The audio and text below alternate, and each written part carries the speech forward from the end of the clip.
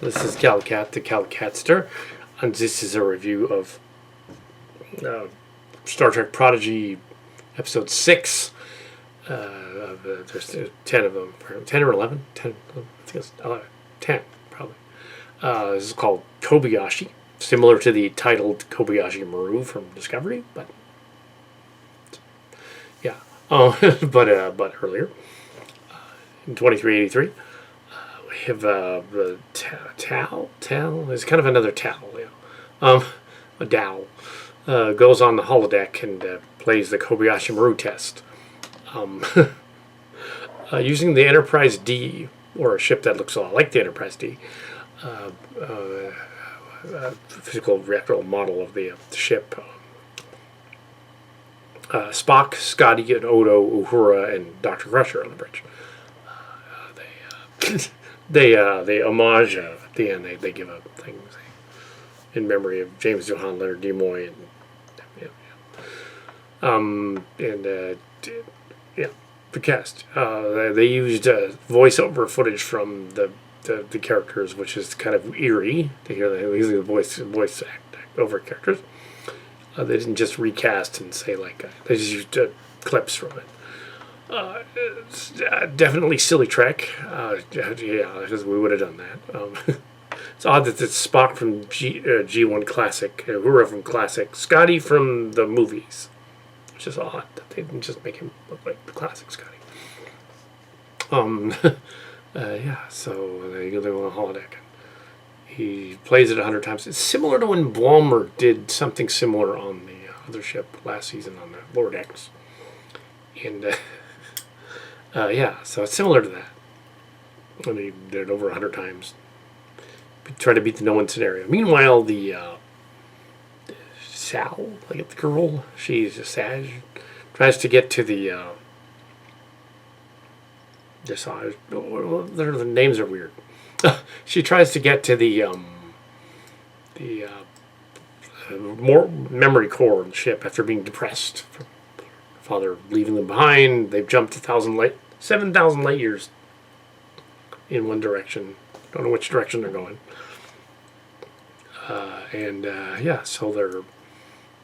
So she goes to the computer core thing, and they figure out the computer core has been locked down by a code, probably left by her father.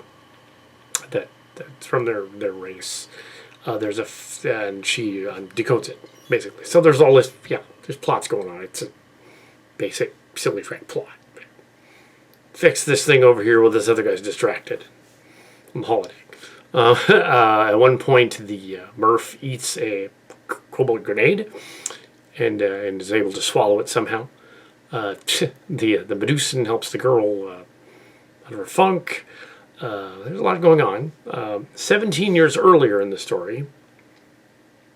17 years earlier. So it's 2383. So if it's 17 years earlier, that would place it before the events of... Yeah, how does that work?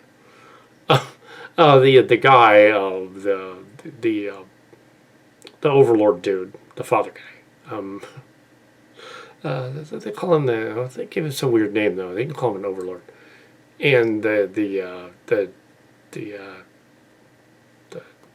Transformer dude who is basically a Haydenite, and also he's the creature from Star Wars Rebels with the 4 lightsabers. He's also that, and he's also a Decepticon. He uses cloning technology from Star Wars to clone out of the other guy a daughter somehow. He wants to have a progeny. They keep saying progeny. I suspect the original story was called Progeny, and they changed it to Prodigy, but they keep saying progeny over and over again. So essentially, he clones himself somehow as a girl, which would be like, how does that work? So he made a sort of a clone, or he's asexual. He's a bisexual creature. He has sperm and eggs like a certain fish and certain salamanders and reptiles in a single-sex environment. That might reproduce and become hermaphroditic creature of some kind.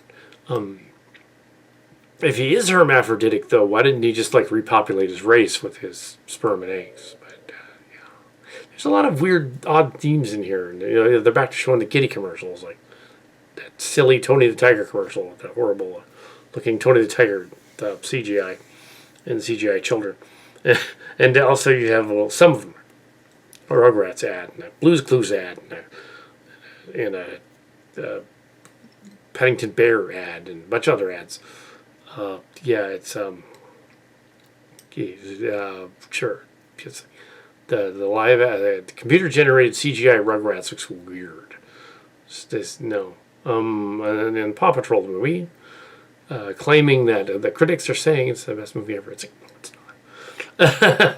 Maybe in that genre, but a lot of odd themes. There's grown-up themes in the story. It's a kid's show, but it has grown-up themes. I like that. It has that. They address certain things, memory loss, things like that. What happened to the crew? They do reveal it. I guess in terms of story, they do establish that Chakotay was apparently the Protostar captain. The timeline is kind of odd, though. So it's like, when did Chakotay leave? Because really, and they returned to Earth in 2378, and it's 2383. It's technically only 5 years later. So how did he even get out there in only 5 years? When did that happen? Did that happen in 2379 when Janeway was an admiral? And if so, then why was there a hologram Janeway that's clearly a captain on the ship instead of making her an admiral? So there's like some, the timeline, unless it's a separate time.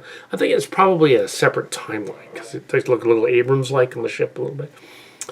Maybe it's like, they didn't think that out too well. If they just set it 10 years later than they set it 2390, then it would have been like, okay, 2393, there's enough time to do all that stuff.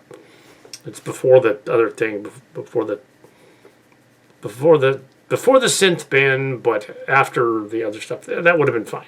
They didn't do that. So, they didn't consult a actual basement-dwelling Star Trek fan. Help them out with it. They didn't do that. So it's their fault. It's a fine episode. Okay.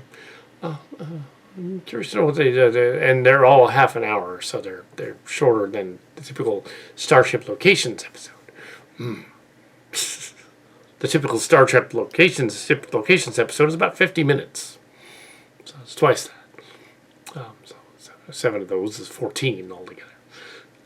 One season of that, and now we're going to do another season. And, the storybook is out on Amazon. The book is literally just dropped. The novelization of last season is out, and it includes 2 short treks. Took 2 other stories in our series Pantheon and included them as well as sequences of a simulation that are being tested. So. But the whole story is a test, kind of.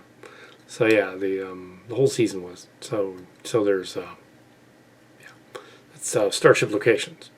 Anyway, that's it.